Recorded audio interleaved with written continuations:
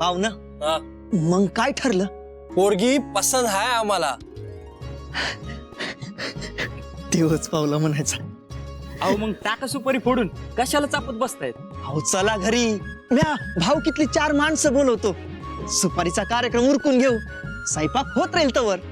अगदी मनातलं बोलले बघा. बोलो भाऊकी आणि टाका सुपारी फोडून. गेनबा,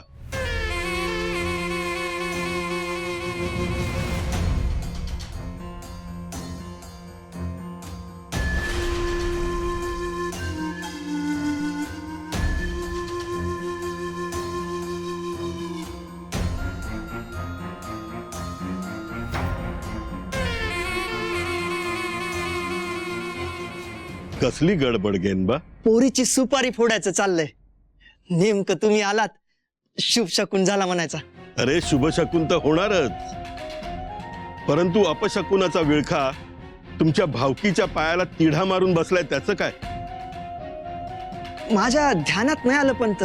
पान सुपारीचा कार्यक्रम करतायत. घरात लग्न ठरल्यानंतर भूदेवानेच जर पाठ फिरवली तर लग्नच काय, मेल्यानंतर विधी करायला किरवंत सुद्धा मिळणार नाहीत तुम्हाला.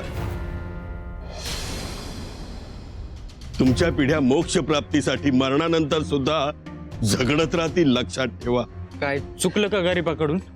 अरे मुढांनो, तो गोविंद बाळ्याचा ज्योती आणि त्याची सून हे शाळा काढायचं पाप करताय आणि तुम्ही त्याच्याकडे डोळेझाक करताय. म्हणजे तुम्ही सुद्धा पापाचे धनी होणार. पापाचं धनी आम्ही कसं पंत? तुमची भावकी ती, तो पापी, तुम्ही पापी.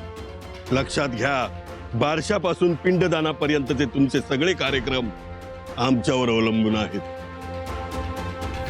आणि आम्हीच जर पाठ फिरवली तर यातलं एकही कार्य तुमच्या घरात व्हायचं नाही. सुपारी फोडण्यापेक्षा त्या जोत्याचं डोकं फोडा. त्या गोविंद माळ्याच्या घरी जा, त्याला समजावण्याचा प्रयत्न करा. आणि जर नाही जमलं तर नरकाची पायरी चढायला तयार राहा.